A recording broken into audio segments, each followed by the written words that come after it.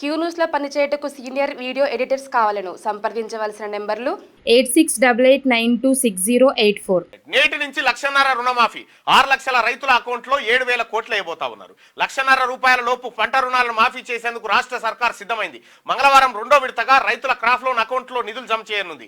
Assembly ఆవరణలో వ్యవసాయ శాఖ ఆధ్వర్యంలో నిర్వహించే ఈ కార్యక్రమంలో CM Revanth Reddy, deputy CM Bhatti Vikramarka, వ్యవసాయ మంత్రి తుమ్మల నాగేశ్వరరావు బటన్ నొక్కి రుణమాఫీకి నిధులను విడుదల చేయనున్నారు. రాష్ట్ర వ్యాప్తంగా 1,50,000 లోపు రుణం 6 లక్షల మంది రైతులకు సంబంధించిన 7,000 కోట్ల నిధులను జమ చేయనున్నారు. ఈ నిధుల విడుదల కోసం ఇప్పటికే ఆర్థిక శాఖకు ప్రభుత్వం స్పష్టమైన ఆదేశాలు జారీ చేసింది.